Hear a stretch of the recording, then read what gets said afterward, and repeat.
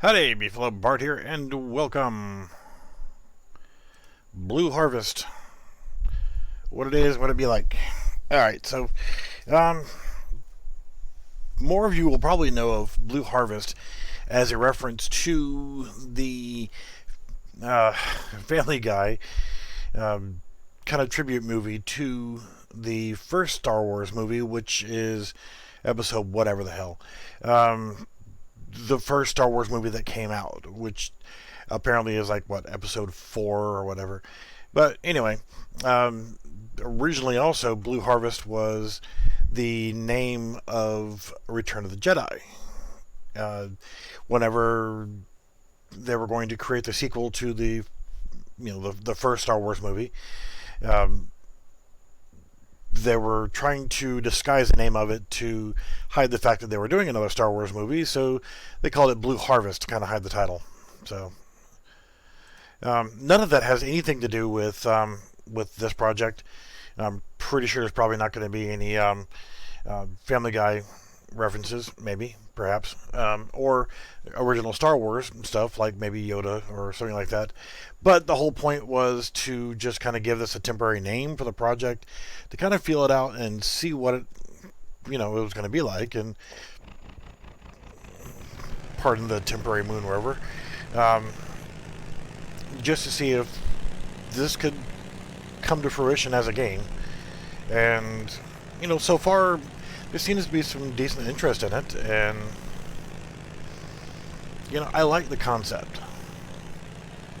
This is all prototype stuff. This is nothing. This project's not even going to be the one that I use for the actual product, the actual game that I will work on. So this is just that's why it was called Blue Harvest, it was just the prequel to the actual project.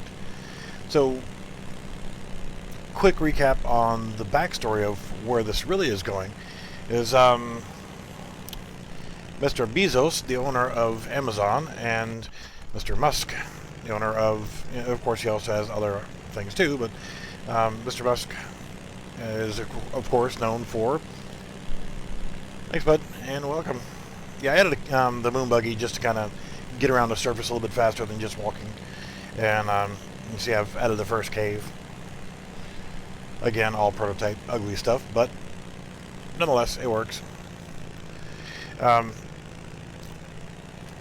the year 2024, and this is real stuff, this is not something that I'm making up, by the year 2024, between NASA, Mr. Musk, and Mr. Bezos, there will be trips made to the moon. Yeah, this one, that buggy there is 3 times the normal size, because the current size, if you were to look at it, it's actually going to be a little on the small side. So as you walk around, this is 3 times normal size, and it seems about normal. Again, I'm not going to keep this as the buggy for it. We have altered gravity and so forth, because this is moon. So the whole purpose of what I'm doing for this project is, as the player, and this will be multiplayer as well, as the player, you will be the advanced scout. And as the advanced scout, you're going to be one of the first deployed to the moon with a basic established, this is your base here. There's nothing here yet, but you do have solar panels which are generating, as you can see the numbers on there, generate electricity.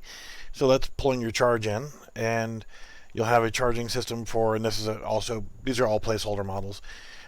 This is an oxygen generation station, which is supplying your little home away from home here with oxygen. So you can resupply by going there, or you can resupply by walking up to the actual thing.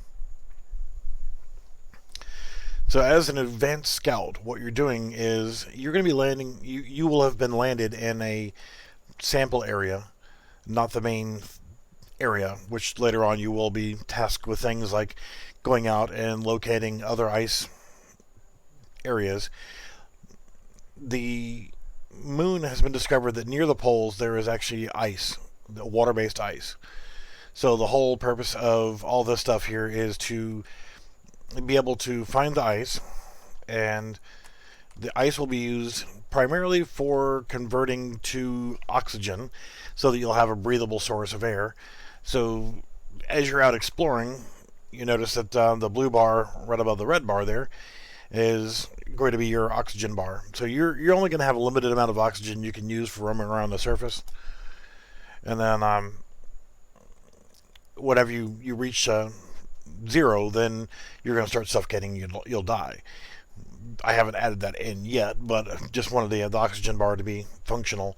So as you're exploring, you're going to have to watch your oxygen bar.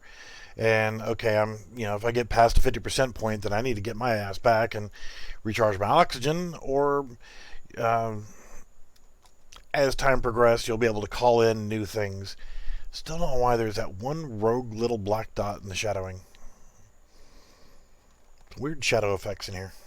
But as you're exploring and finding things, you'll quote unquote be reporting back, and then you'll be able to get dropped in this is like a drop pad. This will be dropped in, and then you'll be able to call in and get a moon buggy and be able to, which we'll switch back over to the moon buggy. So once you get a moon buggy dropped in, you'll be able to, you see the size difference there.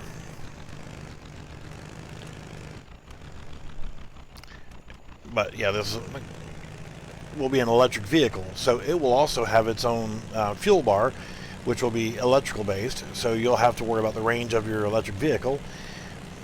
Elon Musk is, you're going to have the Tesla Model 4000D lunar rover.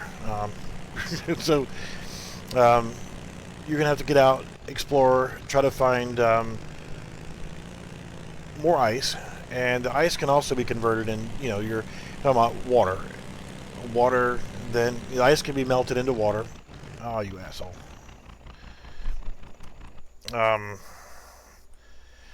Yeah, this stupid buggy here does not like to be perfectly stable. So ice can be melted into water. Water can be converted to oxygen and hydrogen. So hydrogen can be used to power certain things, but since you're still on the light side of the moon, then you're going to be able to use solar to charge up your battery-based vehicles and tools. So as you're exploring around, like, oh, okay, I found this. This is another ice pad. Then I'll change back over in game modes. Third person, and hey, look, I found ice. I can deploy one of these. I don't know if you can see the numbers there, but it's charging up, and whenever it gets fully charged, well, you don't have to wait for it to be fully charged. You can walk over and recharge. It's temporarily broken because me and my mathematics had it all screwed up, but you'll be able to recharge your oxygen by going to one of these. But the whole point is also, if you know anything about radiation, then radiation is going to be stronger right here next to where water is. The radiation is going to reflect and bounce and so forth. So you're going to have to find sheltered areas like cave systems that will actually be your primary source of where you're going to live. Because there's going to be other effects you're going to have to take into account is solar flares, which will actually increase the radiation factor greatly. And during a solar flare, you'll have a limited amount of time to return to an actual safe zone, and that safe zone needs to be one that's actually in a cave system. It's about the only thing that's going to physically block. You'll go into the cave and you'll have your habitats will be brought into the cave systems. So you'll have to take refuge there, and that'll be like a weather event. You'll have a little bit notice, like incoming solar flare or what have you, things of that nature. So you'll have not just survival of trying to keep track of your oxygen depleting, and finding new sources for ice so that you can regenerate into water and so forth. But also being able to upgrade your facilities, like getting a drop pad and being able to deploy vehicles. Now these vehicles will be like very, very limited. You get one, and it has to come from not Uranus that we're looking at now, but they will have to be deployed. And I still haven't fixed the sky yet either. They will come from Earth and be deployed, and they'll parachute down, whether they're just straight parachutes or they'll be like the one of the current things you're looking at is basically surrounding the things dropped with airbags, but we're going to quote unquote use a parachute system with stabilizing thrusters or what have you, so that we can have an accurate placement. They'll drop right in our drop pad. So this is just a quick static mesh that I slapped together just as a prototype, just like this right here, and the solar panels and that ugly thing and the cave. Now, I don't know if any of you guys have tried to put a cave into your maps and you don't know how to build a cave system. What I've done is create a static mesh system for an object and for the roof. I don't know why it's leaking light there, because it's covered. There's no reason for it to be leaking light there, because that is an actual mesh that extends into the ground. So there's no reason why light should be leaking through there at all. But that's just a box collision, or not box collision, a BSP geometry for a box, and this was an actual object that I physically made. Let's make sure everything is saved. Go to the build map, and yeah, like I said, these were prototyped, so here's like the cave entrance. And you notice the pivot point's not right. I wasn't really worried about the pivot point on here, because you're going to place it in different areas anyway.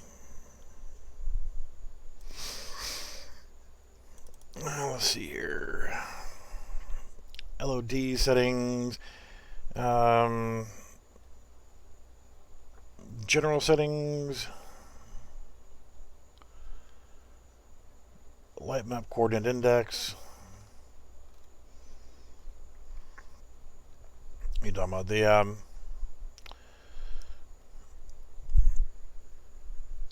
on the material? The material itself is actually a default UE4 material. I didn't actually modify anything in the material. So it's just the basalt rock.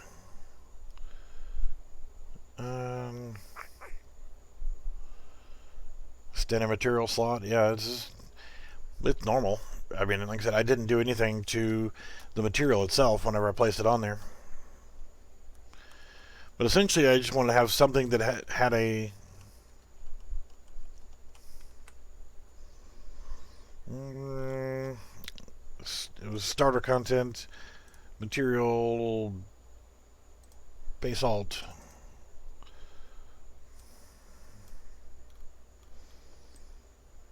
Yeah, this is all default here, so I changed nothing on it. It'll be fine for now. Like I said, this is prototyping, so it's not like it's a hypercritical thing. But essentially what I wanted was something that would act as a rocky face for the entrance to the tunnel, and would be where you could build up the landscape around it to block off. You know, you would have like a steep wall here inside the mesh, and also here, so that it would the landscape would overlap into the actual piece here. So in essence, just did a geometry. I selected the material, dropped a box in here, zeroed it out. Yeah, that's fine. Then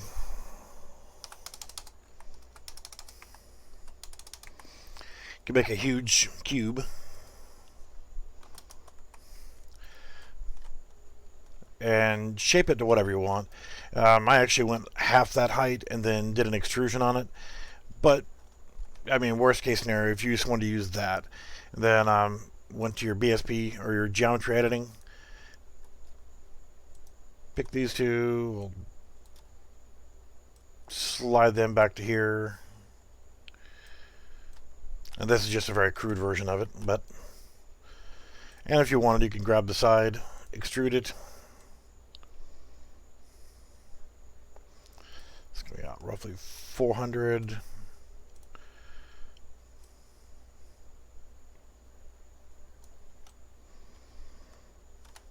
Then maybe grab here and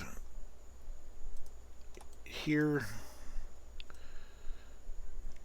Come back 200. This one I'm not going to keep. I'm just going to show as a demonstration on basically what you end up doing. Leave a flat shelf on top if you want. But I'm just going to grab this one and this one just to do that. And then you can go back to your regular mode, right, just click on one of the faces, select all adjacent, and now you got your lovely piece here. Then of course to get a hole where you could walk through, you've already got your material selected. Go back to your geometry, use a cylinder, and if you want, you can upgrade the sides.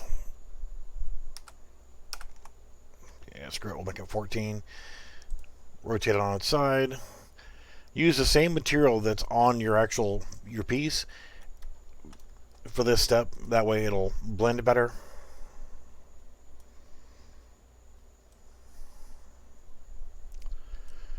Make it come up just a little bit more. Let's actually change the sides to 20.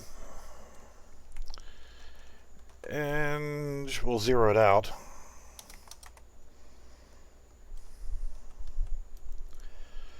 Change the Z height to 800. Well, let's do it at 1,000. Should stick through.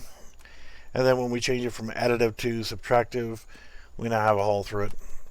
You can go back in here and grab this one and drag them down and flatten it out so you actually have a flat hole, or change the dimensions or the shape of the cylinder. But you can do that. And then of course, these being prototype, it's best to create these in like Blender or something like that. But for prototyping, these work just fine. I saw like a weird spot there, but grab that, grab both of them actually. Don't like that section here, but whatever. Said I won't keep this one anyway. Go back to my mesh folder so I can see my meshes, and I'll just create static mesh. Go to that folder. SM Cave 2, and of course you're not going to have any you're going to have to change things around. Like right here, light map resolution, I change it to 128 or 256. Light map coordinate index, I change that to 1. And since I'm prototyping, I don't care about the collisions, I'm going to just use complex as simple. Now we go in here, we actually have a working piece we can just throw into our map. Again, this entire project is just prototype only. It's not going to be something that's going to be saved. I can delete that, save my map because go back to Luna 1. See, that's basically what I did there to create this system. So if I want to create another cave system here, find suitable spot. Let's increase the camera speed.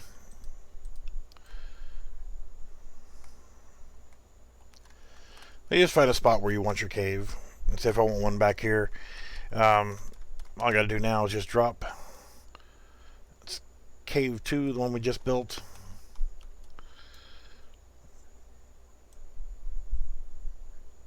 I'll raise it up a little bit. Then rotate it so that it faces about where I want my entrance to be.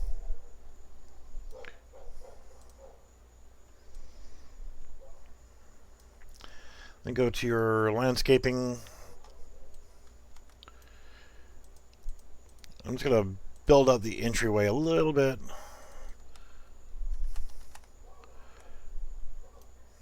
That looks fine.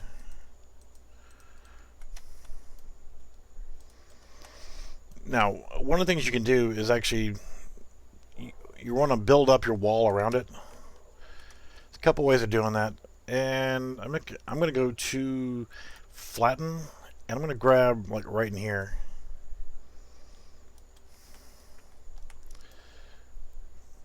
Just want to be a little bit higher than that.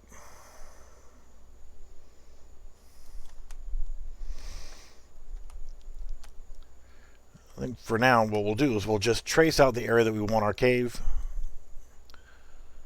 If we want it to be bigger, then whatever, we're going to make this a large cave. The area that you want your cave to be, use this flatten tool and just outline that area.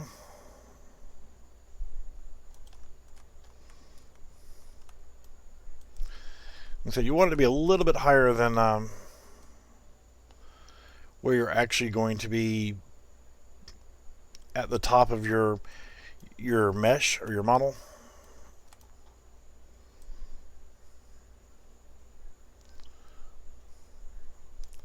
That way you can actually put a cap in there of another just basic BSP geometry with the material that will match. And make sure you're still able to walk through there. It's fine. Check the interior.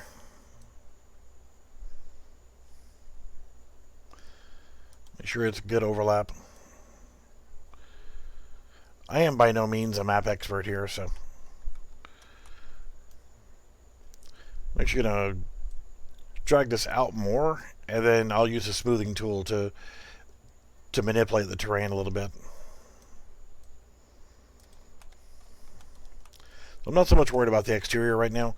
That would be something that I would come back in later and just blend that around.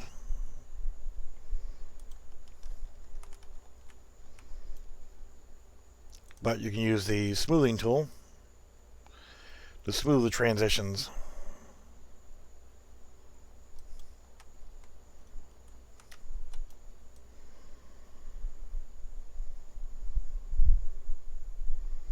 That's good enough. But then, like I said, all I do is just take another BSP geometry and I create the rooftop. So we'll go back to here, go to geometry. I'm going to go to my materials. I'm just using the regular. This the basalt, rock basalt is what I used for the material for the ground. They didn't even build the landscape material. So I'm just going to rotate this.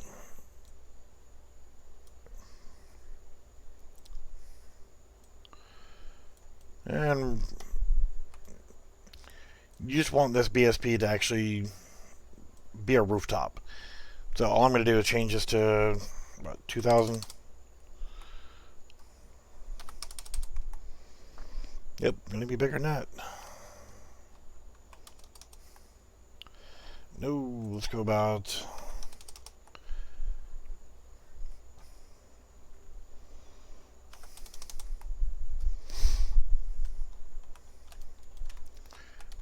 Well, you get the point.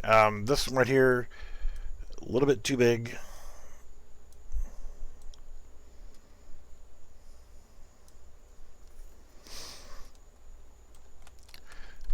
Now, normally I would say don't just use this transform tool because it will look like crap. It will mess up the material itself.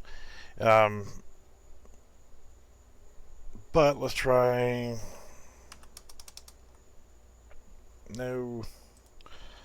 That one was okay at 5,000.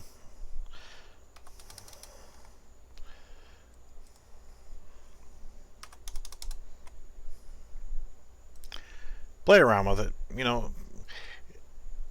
I normally don't like using the transform tools here to actually mess with that. So I would actually, for myself, I'm actually going to go ahead and use the sculpting tool and bring up the terrain around it. Because I'll probably do more with that area anyway. Or you can use the flattening tool.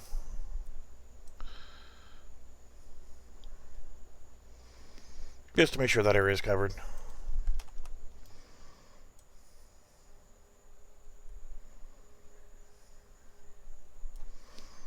That way when you go in here to play, oh yes, I'm not worried about that.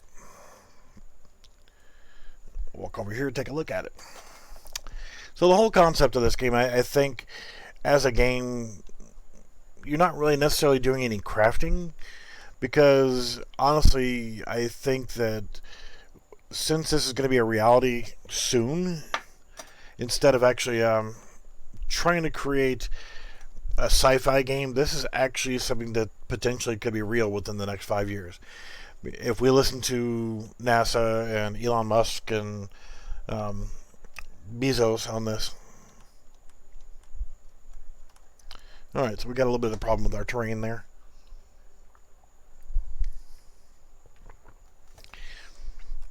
Not a problem.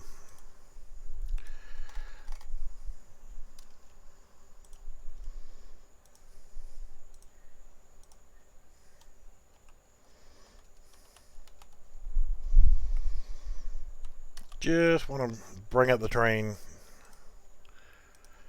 so that we don't have that issue. Right click, play from here.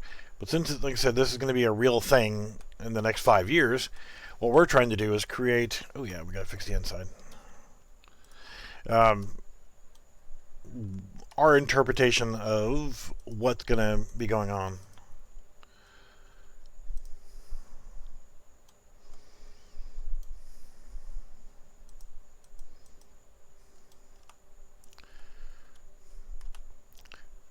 Probably decrease the brush size.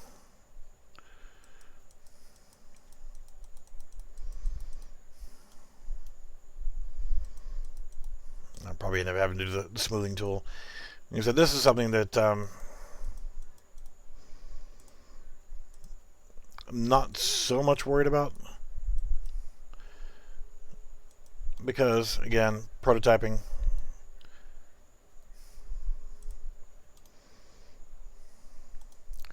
So you don't want to have like Minecraft where you walk over and punch a tree. Well, you're not going to have any trees on the moon anyway. So what you're going to be doing is, and you got light leaking through somewhere, but not worried about it for now. You're not going to have technology that you don't have right now, essentially. So you're not going to be able to just reach down there and scoop up some moon dirt, moon soil, moon dust, whatever, and craft a frickin' oxygen generator. You're not going to be just conjuring stuff out of soil. Yes, you're going to be doing, you're looking for areas that can harvest titanium. And I would think, long game wise, towards the farther into the game, as you're securing facilities for titanium harvesting, technically speaking, you're earning the ability to unlock things like your landing pad, your lunar rover, upgraded solar, upgraded oxygen generators, cave habitat systems, things of that nature. You're unlocking things as you go, so you'll have an objective system, sort of like a quest system, to where at first you don't have much of anything. You're just out here walking on the surface, and you have limited oxygen. So you see I'm about out of oxygen right now. I got to hurry up and get my ass back and refill. You have your base lunar module that you use to land in. Yeah, there we go. Full of oxygen. Yeah, so you have limited oxygen. You have your lunar module, which what you see for our base of operations right now is you've landed next to a small crater that has some ice in it. So therefore, your lunar module, your landing, your habitat will be what's landed, and you've preset up your solar arrays, or they could be part of the lunar module or whatever. But you've set up your oxygen generator and plumbed it in, and now you can sustain the basics of life. You've got some rations for food, and now since you have oxygen, you also have water. We'll say that module purifies the water so you have drinking water, and it also separates it so you now have a limited source of hydrogen and a good source of oxygen. And your solar is what's powering it. Since you're on the light side of the moon, you don't have to worry about nighttime. You're always going to get some solar charging. So down the line, what you'll end up with is moving from here to scouting out for other ice locations to build temporary oxygen refilling. So, like, okay, well, damn, I've traveled too far. I've got to go back to base now and get oxygen. So you'll be able to take one of your mobile oxygen generators like this right here, and once you find another source of ice or another crater with ice in it, then you come out there and you deploy it. You're also scouting for cave systems because you're going to need those later on for cave habitats, which will then be your source of where you're going to live. You'll also have to for your location scouting, something like this cave system here. Let's change back over to the rover. So as you're scouting, like, okay, I just found this cave system here. So you could go out here, and you'd want your cave system to be nearby a source of ice. So you're being able to plumb in. Ice is everything out here. It's not going to be everywhere, but it's going to be your everything. So you want your cave habitat to be close enough to where you can have routing for, like, right over here, there is another crater with ice in it. So that's what you're looking for, is ice craters. These are going to be your life's blood. So this being an ice crater, a sizable ice crater, this would be a good location for you to scout for. And you'd want a cave that's nearby. So we're going to say right over here is a cave system. So now you can plumb in your hydrogen and oxygen and water directly from the ice to your cave system. The main reason why you need a cave system instead of your basic lander module that you have for sleeping, eating, and using the restroom and that kind of stuff is going to be fine for short term, but as another thing, besides the fact that you have to always be looking for oxygen, always looking for being able to keep up your water reserves, your food reserves, and things of that nature, there will be solar flares. Those solar flares will actually cause solar radiation to increase 100-fold. And if you're caught outside during a solar flare, it will kill you. And that are game over for you. You are dead. You're out of here. So, that's something to keep in consideration.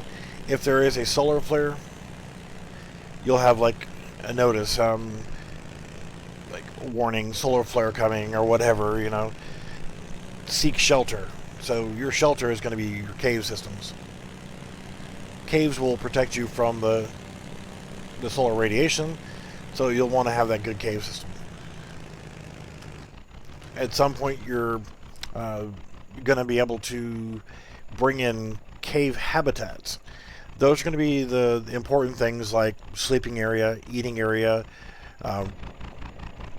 Yes, bathroom facilities are going to be important because, well, you're human and you need to poop, you need to pee. But you also need to consider that you're going to need a way of disposing of other waste like food waste.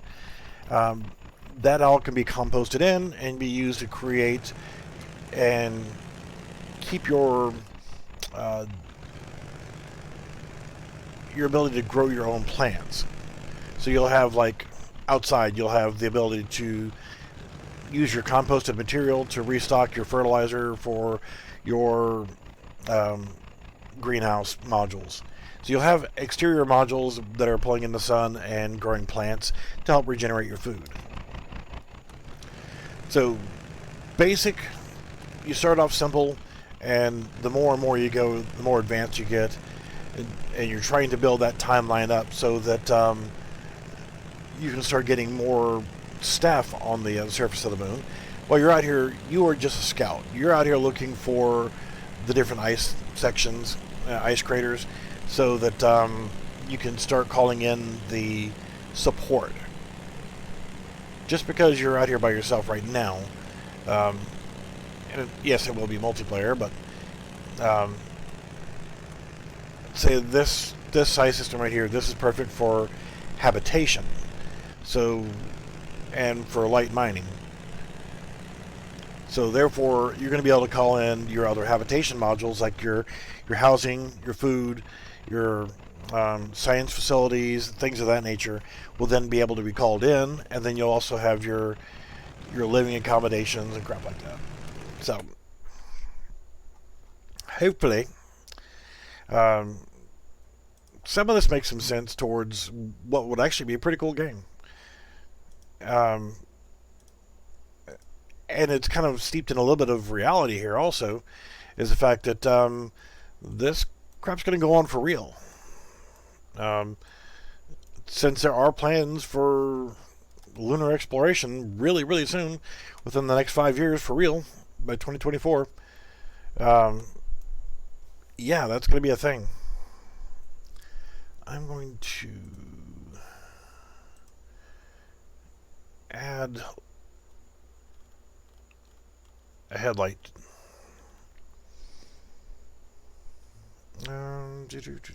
Spotlight.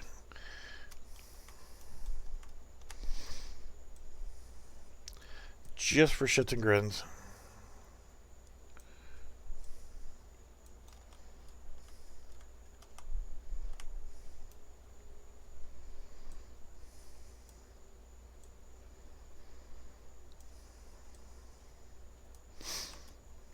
Good enough.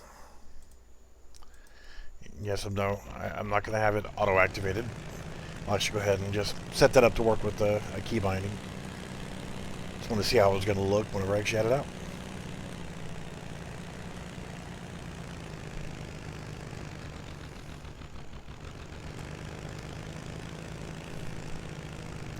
Because your lunar buggy needs to have lights.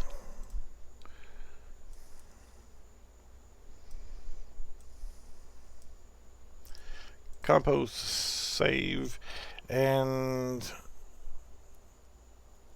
uncheck visible.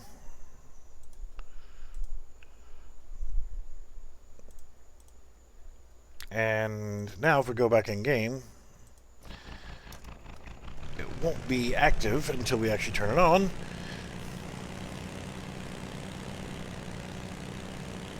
So I'll use like F for a key binding. So I'll turn on like flashlight, or in this case headlights. Ventgraph, keyboard, F. Haven't done really any building in this video, so I came here hoping to see how to build something. You might have been let down a little bit, since all I did was do a cave entrance. Well, here's the basics on how to create a flashlight system. This is not replicated. I'm not worried about it being replicated right now. So, yeah. Set visibility. We're actually going to set this on a flip-flop. So we press it one time, it'll turn on. Press it again, it'll turn off.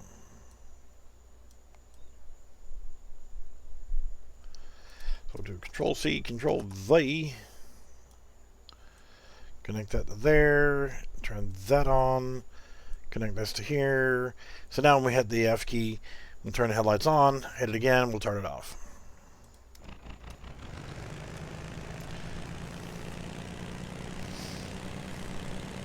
very simple headlight system or flashlight system.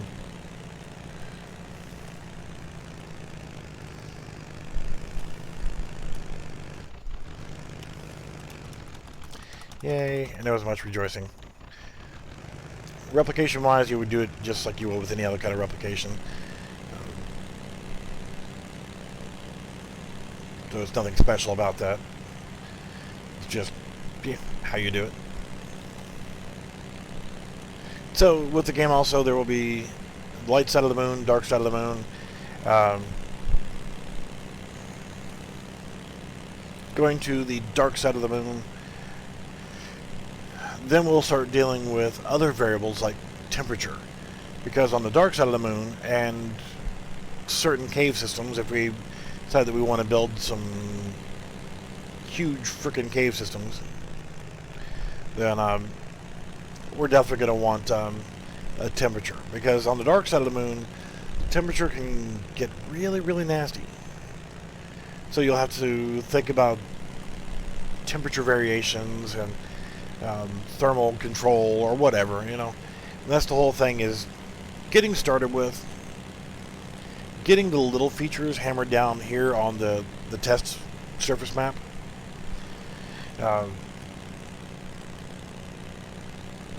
On the Blue Harvest project is what we're calling this project now, is just the prototype project. There's nothing is final in this project. This is just testing out theories, testing out things like right now the lunar rover, the headlight system, the oxygen systems, the caves, and different modules and so forth. Like if I want to inside here, I could place in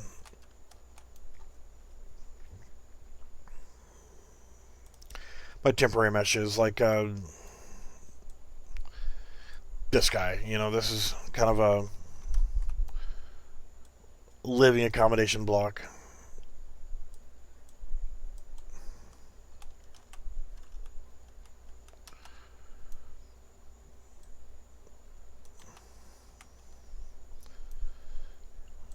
Not really the right size for it here, but whatever.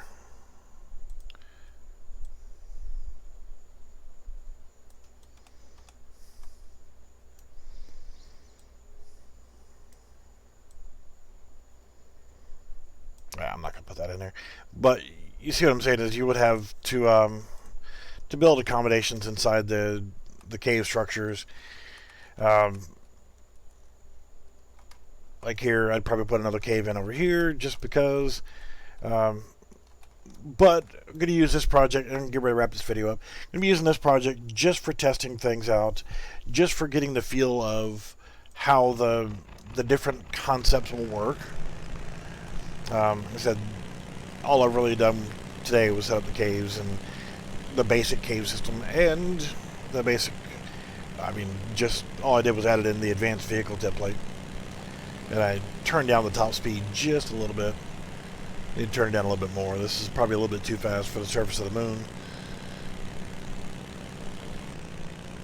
We'll have to do things like ice. We'll have to make it to where it's slippery, so if you're walking on there, you could slip.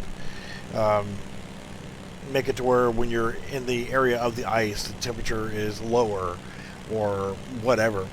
Gonna have to expand the heads-up display. Again, I'm not worried about how it looks, but the right now the heads-up display only has the health bar and the oxygen bar. So we'll add in a temperature bar, thirst, hunger, necessities like toiletries. I gotta go pee, I gotta take a dump, whatever. Might be something we need to figure in for later, so that it is a consideration. But then again, also think about things like game difficulty levels.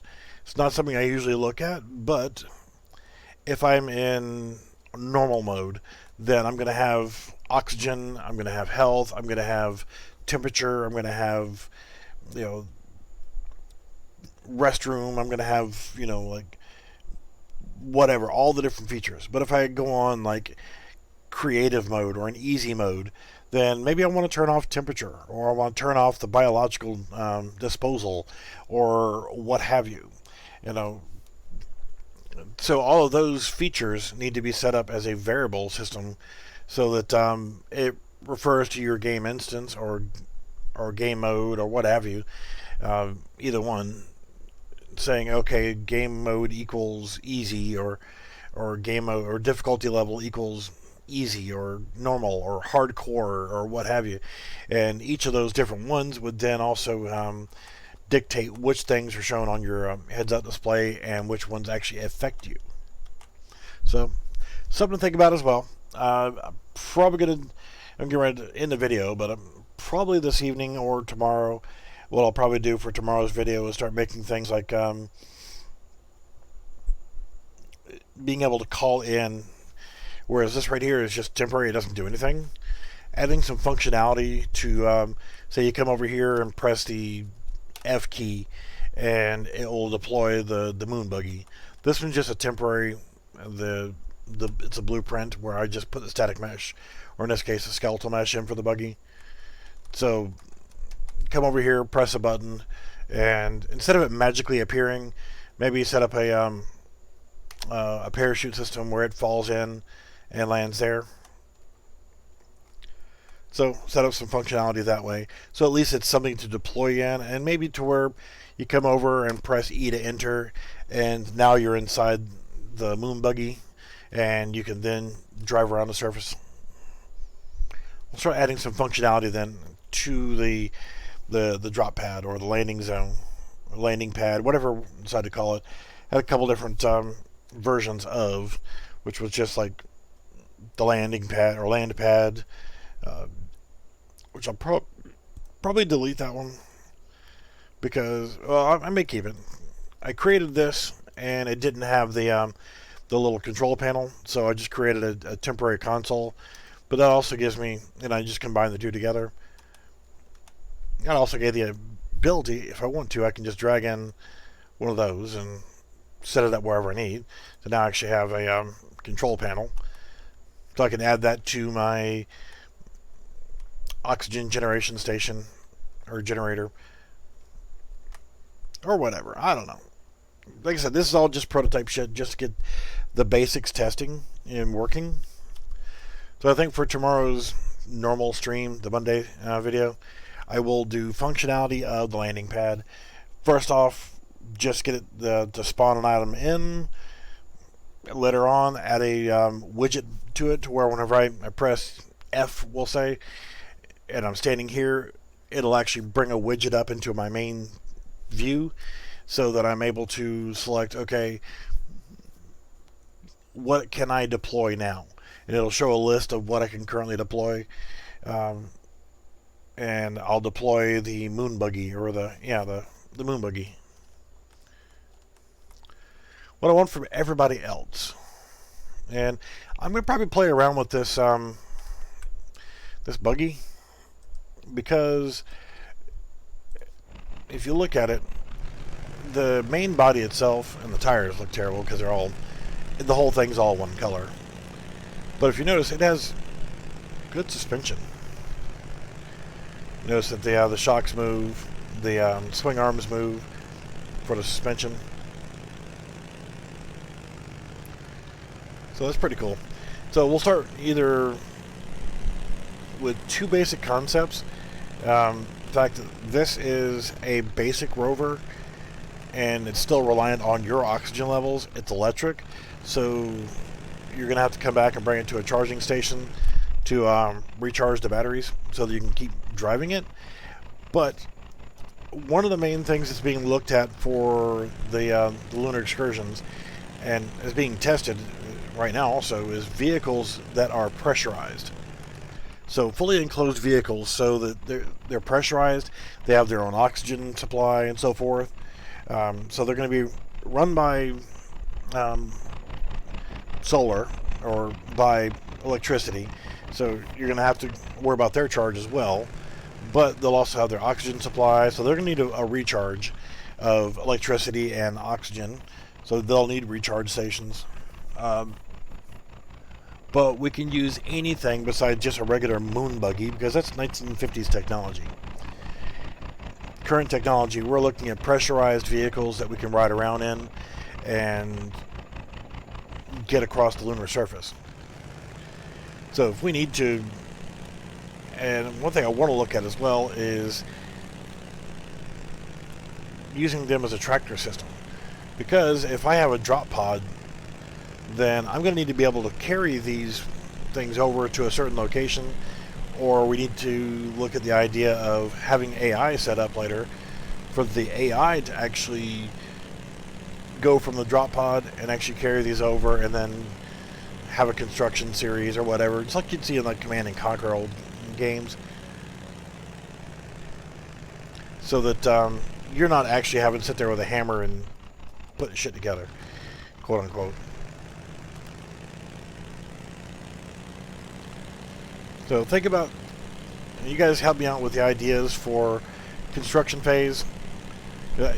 Keep in mind that this needs to be based off of today's real world technologies and what can be available within the next 5 years. So, also, I'm pretty sure, was it Jeff Bezos, the owner of Amazon, and Elon Musk, we can't use their names, that wouldn't be right. So we need new fictional names for them. Of course, you know, Elon Musk with Tesla will be the manufacturer of all these lunar vehicles that we're driving around in. And then, well, Amazon, I'm sure that Amazon Prime can be the source. We're going on Amazon ordering a lunar vehicles and lunar modules and oxygen generators and things of that nature. Whatever. But yeah, need new names for the two of them and the names of their companies, since we can't exactly use the real ones. And I'm not trying to be tongue-in-cheek necessarily about this. I'm not taking the Breath Edge version of it and just totally spoofing everything.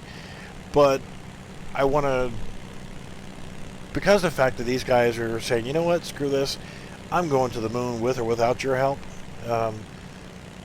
Ballsy, whatever, but there's a certain level of respect, you know. Whatever their reasons, don't care.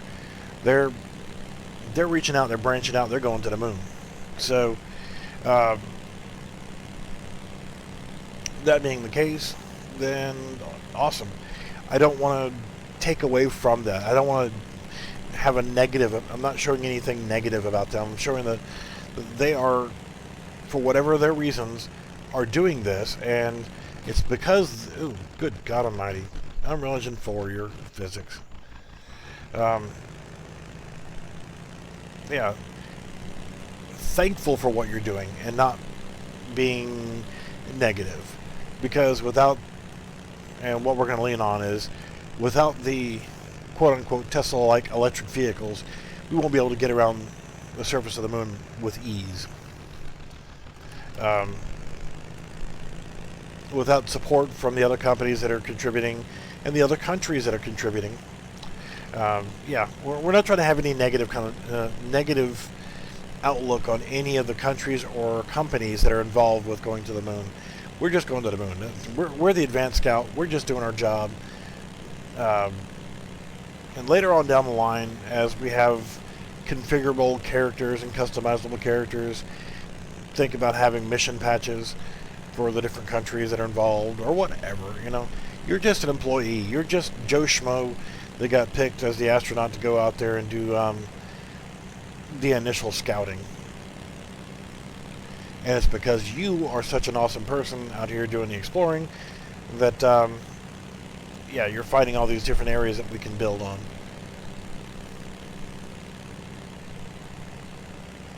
So I need help with names for the companies, names for the vehicles. Probably going to end up, once I start doing the other project, the main project of this, probably going to be using primarily Cindy Studios assets, because there are so many of them. There's things like parachutes to the sci-fi space station, uh, things like that. Maybe modified versions of their vehicles, unless they get on board and make a lunar pack, which don't think I won't talk to them about because of the fact that this is a reality deal. But may also do some outsourcing for custom models and so forth. We'll see as we go. But initially, which I may end up doing on this project here, is start integrating the Cindy Studios assets just to see what's what. Since I'm not worried about the file sizes or anything else in this. I mean, I've got starter content, got the advanced vehicle template, I've got the third-person template. I've got freaking gigabyte worth of shit in here already, so I'm not worried about file size in this. But start taking a look at what's what and what can be added in. Since more people seem to have an interest in this project, I'm probably going to stick with this project. Alright, we're going to go ahead and get out of here. So we're coming up on the 1 hour mark, and with these oddball videos like this, I try to keep them no longer than an hour. If you guys got any comments, suggestions, drop by Discord and the general UE4 channel, and let me know what your suggestions are for the Blue Harvest or the Moon Project or whatever. And I want to thank everybody for stopping by, and yeah, I think this is going to be a fun project. I don't know what else we can do besides having the environmental effects and the fact that you're fighting the need for oxygen. Need some ideas. We're not going to have any combat. There's not going to be any killing, but you can die, because if you get caught during a solar flare, then yeah, that's no bueno. You're going to get too much radiation and you're going to die. But we need to come up with some challenges besides, oh, okay, I'm going to run out of oxygen, or there's a solar flare, or what have you. We need to have some consequences to go along with things. Failure conditions. Maybe competitive wise, there might be another company that's trying to muscle you out and try to get you to try to get the prime locations before you do. Maybe, I don't know. Come up with some kind of conflict system, because without conflict, games get boring. Maybe not necessarily combat, but for sure something as a conflict system to add to the challenge. But I think it should start slow and build up. Later on, maybe even have a persistent world where, as things grow, the colonies get bigger, and then there's competing colonies for competing companies for material resources, and who knows, maybe down the line there might be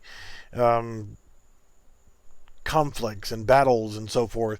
That brings in the concept of later on, once the world is established, then branching off into company versus company fighting, because this is not Earth. There's going to be less laws involved out here on the lunar surface than there would be on Earth.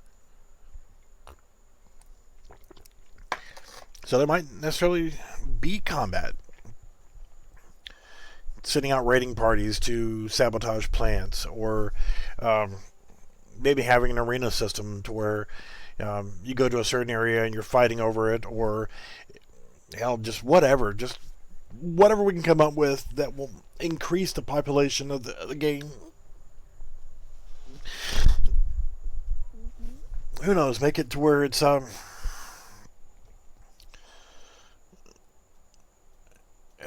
different in a way that, like, if you think of World of Warcraft, you start the game, you're a human, or you're a dwarf. No, say if you're human, you're starting off in Goldshire, and you're killing imps, whatever. But then as you progress in level and get higher and higher and higher, you get to go into new and different areas. But all those areas already exist, and there's already things going on there. Why not have the server start off and there's nothing there at all? And the only things that are going to show up over time are things that progressively get more and more and more.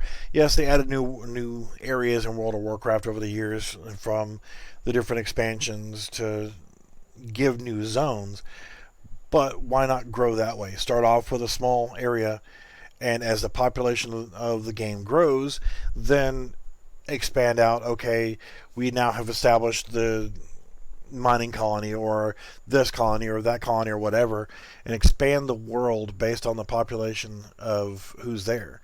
And if a new server pops up, then it starts off at zero again too, with the ability to have limited number of people show up. And then as the world gets bigger and bigger and bigger, each map acts like a different zone, different shard of the server or whatever.